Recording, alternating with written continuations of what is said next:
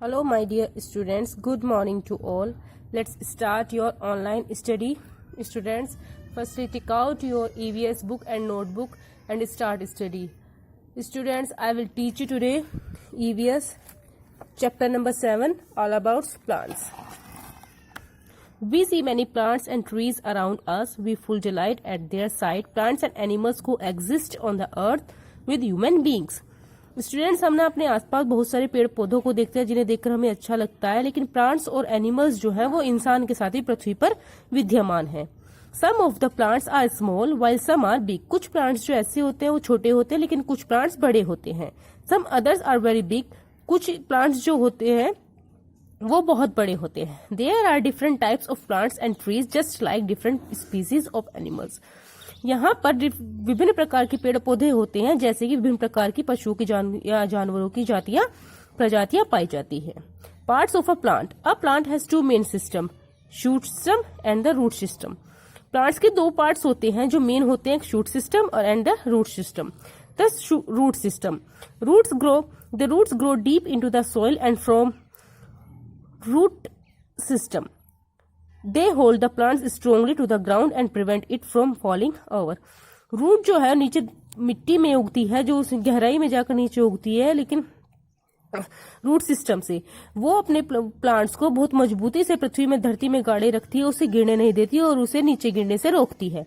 Roots also provide water and minerals from soil to the plant. Roots जो होती है, जड़ें जो होती है, वो प्लांट को धरती मिट्टी में से मिनरल्स और वाटर प्रोवाइड कराती है. Types of roots: tap roots and fiber roots. Some plants like carrot, beetroot, turnip and radish have a thick main root below the stem and many small roots growing sideways from the main root. These are called tap roots. Tap roots वो होती हैं जो किसी carat हुई, turnip हुई, reddish हुई, beetroot हुई, उनमें से जो रूट मोटी मोटी रूट्स होती हैं, उनके साथ साथ जो बारीक बारीक रूट्स तने में निकली हुई दिखाई देती हैं, छोटे छोटे तुनके से दिखाई देते हैं, वो होती हैं tap roots. Trees like mango and neem have a taproot system.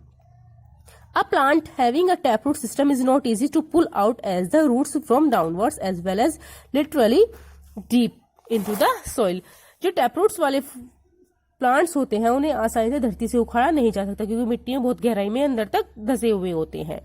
Herbs and grasses don't have a strong main root. Herbs and grasses जो उनके जो जड़ें होती हैं वो ज्यादा मजबूत नहीं होती है, उन्हें आसानी से उखाड़ा जा सकता है. उनकी जड़ें जो होती है बहुत पतली होती है, बहुत हल्की होती है, इसलिए इन्हें कहा जाता है fibrous root. Fibrous root don't go very deep into the soil. Fibrous root जो होती है वो सॉइल में बहुत ज्यादा डीपली नहीं जाती है, वो ऊपर ही होती है, जिससे उन्हें आसानी से उखाड़ा जा सकता है. Functions of the root. The root of a plant performs many important functions.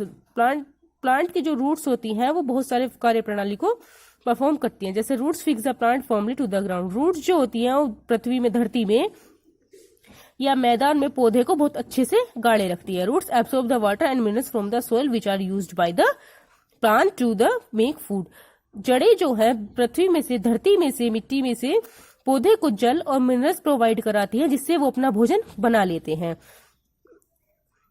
Sometimes plants like carrot, radish, beetroot और turnip store food in the plant in their roots.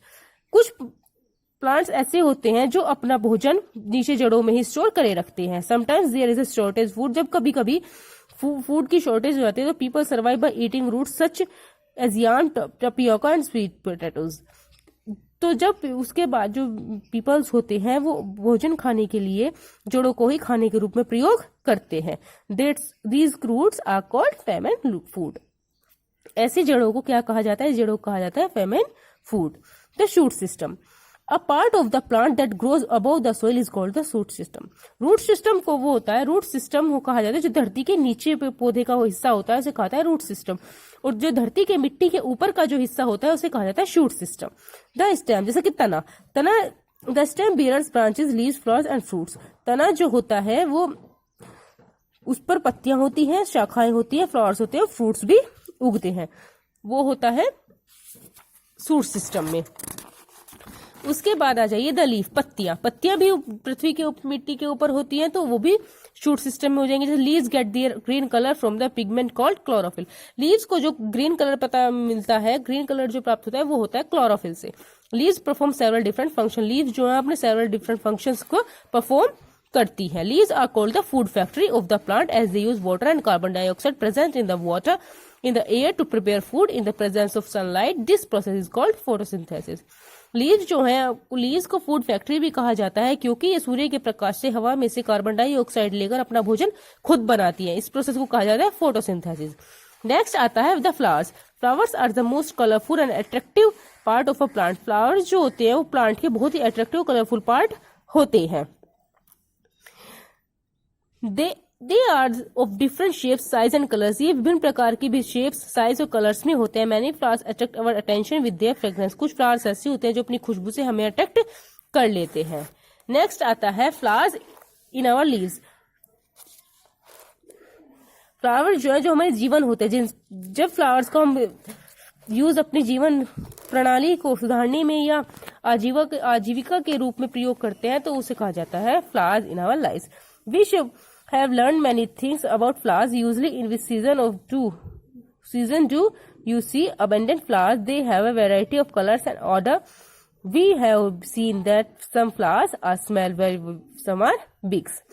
Trees in forest. We find various type of trees in forest. हम विभिन्न प्रकार के पेड़ों को जंगलों में देखते हैं। Many tribes and Adivasi still live as hunter.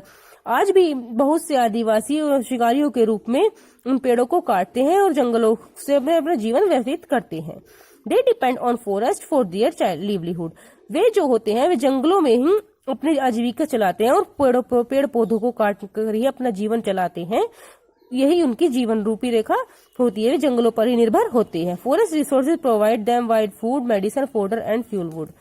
Forest जो है हमें दवाइयां देते हैं, ईंधन का प्रयोग करने में हमारी सहायता करते हैं, भोजन देते हैं। ये फॉरेस्ट जो है वही रिसोर्सेज होते हैं। These tribes can identify poisonous and non poisonous plants. ये जो ट्राइब्स होते हैं, आदिवासी होते हैं, इन्हें जहरीले और जो बिना जहरीले पौधे होते हैं उन्हें पहचान होती है। They eat roots and shoots for some plants but avoid poisonous plants such as bichhu and some harmful mushrooms. ये जो आदिवासी होते हैं ये जड़ खा जाते हैं, पेड़ पौधों की जड़ खा जाते हैं, उनके फूल फल खा जाते हैं, लेकिन उन पेड़ पौधों को नहीं छूते जो पॉइजनस होते हैं।